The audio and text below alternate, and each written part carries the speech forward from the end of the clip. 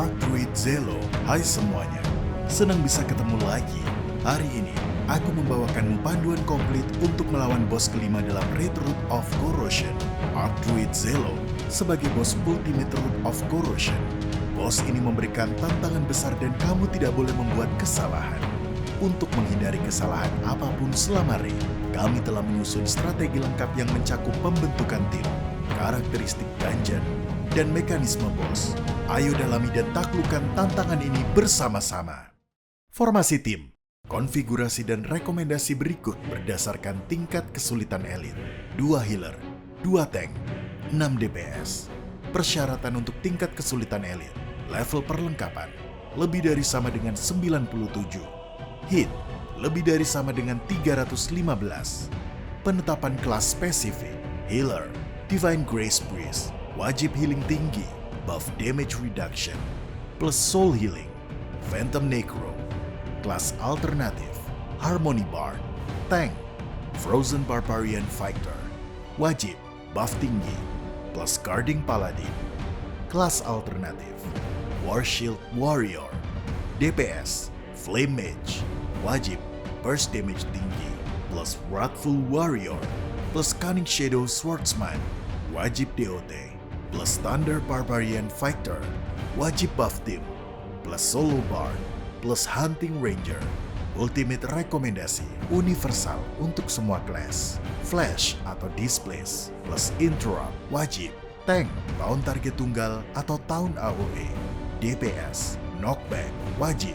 Healer, Disperse satu target, wajib. Karakteristik dungeon.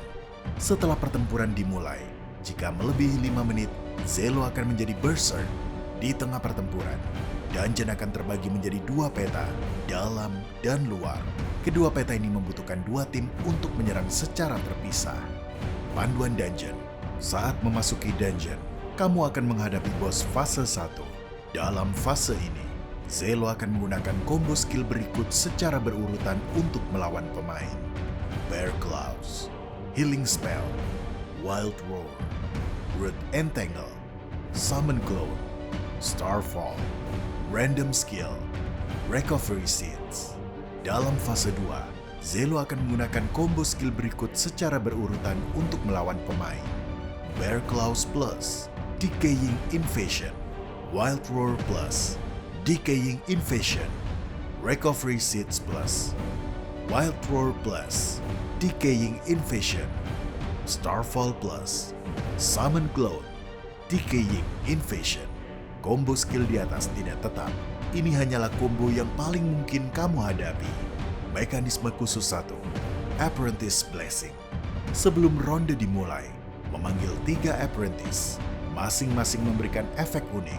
Recovery Apprentice mengurangi decay point secara berkala. Sons of the Nature mengurangi damage yang ditimbulkan oleh Decaying Monstrosity. Wild Sun memperpanjang waktu channeling dan efek pemulihan healing spell Zelo, serta mengurangi movement speed recovery seeds. Karena Decaying Monstrosity menimbulkan damage tinggi dan hanya dapat dikalahkan oleh satu tim, sebaiknya pilih Son of the Nature. Mekanisme khusus 2, Decaying Explosion.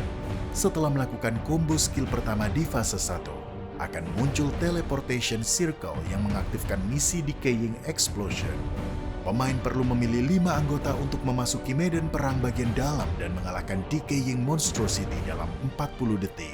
Setelah mengalahkan Decaying Monstrosity, anak buah akan muncul. Para tank kemudian harus berkumpul dan melenyapkan anak buah.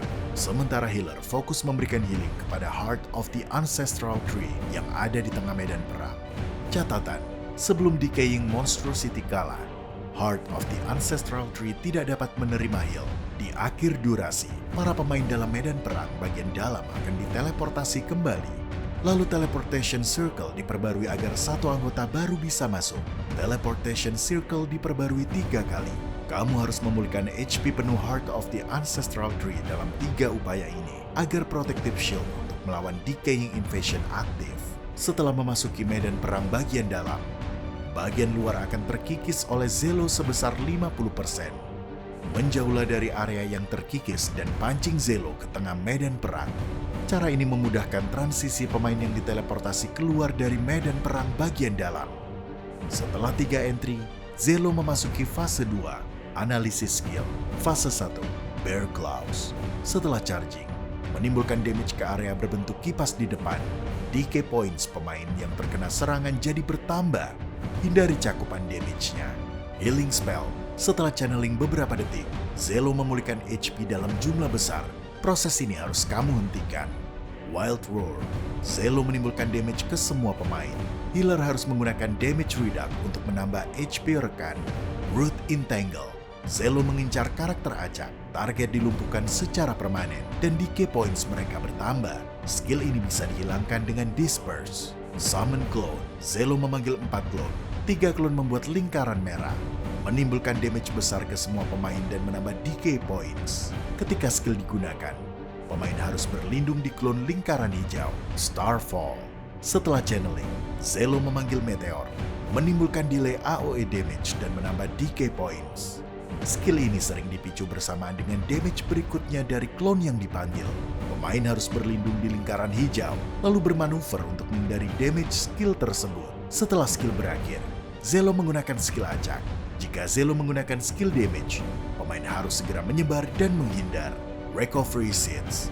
Zelo memanggil Flower Seeds dari 4 arah. Memulihkan HP ketika mereka menyentuh Zelo.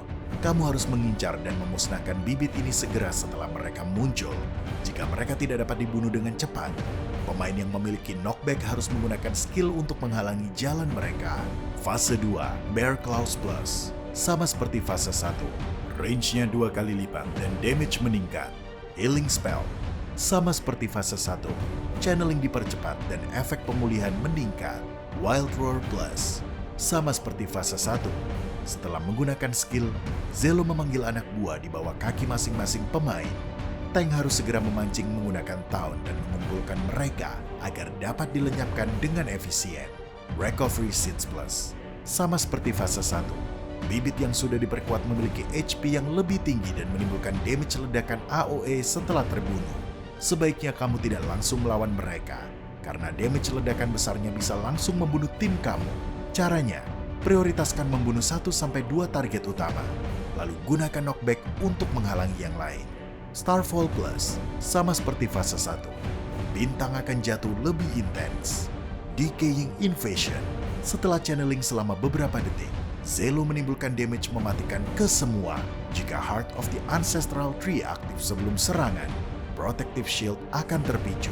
Kamu bisa menghindari damage dengan memasuki shield, tetapi shield hanya akan diperbarui 3 kali. Jika Zelo berhasil menghindari serangan dan menggunakan Decaying Invasion keempat sebelum kamu mengalahkannya, seluruh tantangan dungeon akan gagal. Fokuskan daya serangmu dan kalahkan Zelo secepat mungkin. Decaying Invasion keempat diperkirakan akan terpicu sekitar 20 detik sebelum Zelo memasuki menjadi Berserk. Harap diingat, fokus pertempuran. Setiap tim harus terdiri dari 1 tank, 3 DPS, dan 1 healer. Membentuk tim di awal akan membantumu menghadapi Decaying Monstrosity begitu memasuki medan perang bagian dalam. Setelah teleportation circle di medan perang bagian dalam diperbarui, pastikan tidak ada rekan tim yang terkena immobilize oleh Root Entangle. Decaying Monstrosity tidak akan bisa dikalahkan jika DPS-mu kurang. Setelah mengetahui urutan masuk, tim yang masuk harus menyimpan skill burst untuk membunuh Decaying Monstrosity. Hati-hati dengan skill damage Zelo, karena mencapai 100% DK points akan memberimu kematian instan. Dungeon ini punya mekanisme unik yang membagi medan perang dan kondisi penyelesaian pentingnya muncul di tengah jalan. Jika gagal, kamu harus mengulang dari awal, sehingga kesalahan bisa dikurangi. Berbeda dari bos lainnya, di mana strategi yang terencana dengan baik masih memberikan peluang kemenangan saat bos menjadi Berserk. Peluang keberhasilan melawan Zelo sangat amat rendah. Oleh karena itu, pastikan kamu mengalahkan Zelo sebelum dia melakukan serangan fatal keempat. Sekian panduan untuk raid ini.